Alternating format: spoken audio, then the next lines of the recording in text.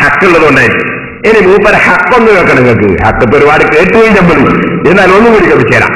മൂപ്പര് ഹക്ക് പറയുന്ന കേട്ടോളി. മൂപ്പര് പറയുന്നത് കീഴന ഓർവിനെ മൂപ്പര് പറയും. കാരണം മൂപ്പർക്ക് എന്ത് വേഷവും കെട്ടാലോ. മൂപ്പര് പറഞ്ഞല്ലോ ഓരോ സ്ഥലത്തുള്ള ഭൂരിപക്ഷം അനുസരിച്ചിട്ട് വേഷം കെട്ടണമെന്നാണല്ലോ. അപ്പൊ മൂപ്പര് കീഴന ഓറുടെ തന്നെ ഫത്വകളും പുസ്തകങ്ങളും ഉണ്ട്. അതിലുണ്ട് പോലും എന്ത് പെണ്ണുങ്ങള് ജുമാ ജമാഅത്തിന് വേണ്ടി നബി സല്ലല്ലാഹു അലൈഹി വസല്ലം കാലശേഷവും പോയിട്ടുണ്ട്. കീഴനോരുടെ തന്നെ ഫത്വകളിലും പുസ്തകങ്ങളിലുണ്ട്. മൗലവി നാദാവത്ത് വന്നിട്ടല്ലേ നിങ്ങൾ ശുദ്ധ കളവ് പറയുന്നു? എന്താ മൂപ്പർക്ക് പറഞ്ഞുകൂടാത്തത്? നാദാവത്തെ പുത്തമ്പള്ളിയിൽ മൈക്കെട്ടിട്ട് ഹുത്ബ തന്നെ മൗലവിയല്ലേ? ചുട്ടവനെ കീഴനോരുടെ തന്നെ ഫത്വകളിൽ, അദ്ദേഹത്തിന്റെ തന്നെ ഫത്വകളിലും പുസ്തകങ്ങളിലും ഒക്കെ നമുക്ക് കാണാം. കീഴനോരുടെ തന്നെ ഫത്വകളിൽ, അദ്ദേഹത്തിന്റെ തന്നെ ഫത്വകളിലും പുസ്തകങ്ങളിലും ഒക്കെ നമുക്ക് കാണാം.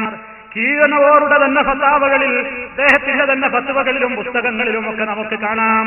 എന്ത്?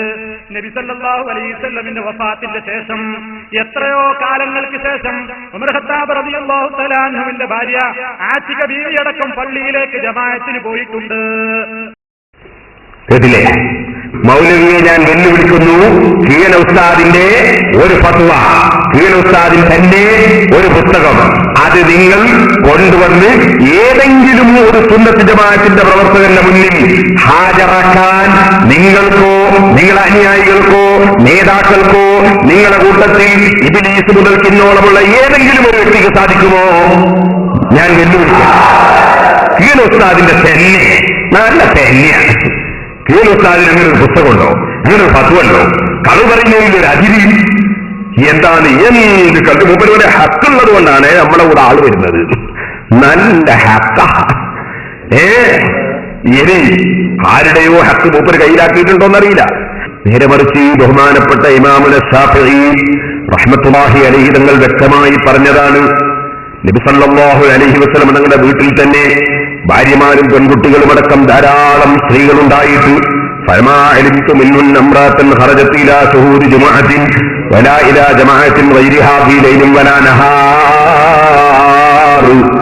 ഒരു രാത്രിയോ പകലിലോ ഒരൊറ്റ ജുമുഅക്കോ ജമാഅത്തിനോ നബി സല്ലല്ലാഹു അലൈഹി വസല്ലം തങ്ങളുടെ വീട്ടിൽ നിന്ന് ഒരു സ്ത്രീയും പുറപ്പെട്ടു പോയതായി ഞാൻ ഒട്ടാകെ പരിശോധിച്ചിട്ട് കാണുന്നില്ലെന്നും ആ സഹാബികൾ ഒരാളും തന്നെ അതാ സ്ത്രീകൾക്ക് പള്ളിയിൽ പോകാൻ വേണ്ടി അനുമതി കൊടുത്തതായി കാണുന്നില്ലെന്നും വലൗകാനലഹുന്ന ഫീ ദാലിക ഫദ്ലുൻ, എന്തെങ്കിലും ഒരു പുണ്യ സ്ത്രീകൾ പള്ളിയിൽ പോകുന്നതിലുണ്ടെങ്കിൽ ലാമറൂഹുന്ന ബിഹി വലാദിനൂലഹുന്ന ഫീഹി, സ്ത്രീകൾക്ക് അതാ സഹാബത്തും താബീകളുമൊക്കെ പള്ളിയിൽ പോകാൻ നിർദ്ദേശിക്കുകയും അവരനുമതി കൊടുക്കുകയും ചെയ്യുമായിരുന്നു.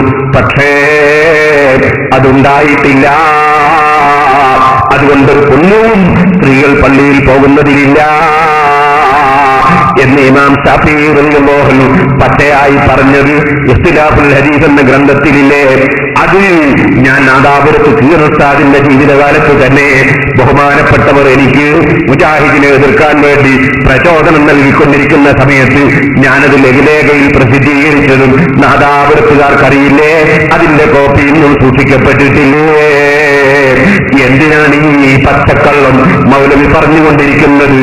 എന്നാൽ സഹോദരന്മാരെ, ബഹുമാനപ്പെട്ട ഉമർ ഇബ്നുൽ ഖത്താബ് റളിയല്ലാഹു അൻഹുവിന്റെ ഭാര്യ ആതിക ബീവി റളിയല്ലാഹു അൻഹാ വബുയൂതുഹുന്ന ഖൈറുൻ ലഹുന്ന, സ്ത്രീകൾക്ക് വീട്ടിൽ വെച്ച് നിസ്കരിക്കുന്നതാണ് ഖൈറു എന്ന് നബി സല്ലല്ലാഹു അലൈഹി വസല്ലം തങ്ങൾ പറഞ്ഞ വിവരം മഹദിക്ക് ലഭിക്കാത്തതിനാൽ പള്ളിയിൽ പോകാൻ വേണ്ടി ഒരുങ്ങിയിരുന്നു, പുറപ്പെട്ടിരുന്നു.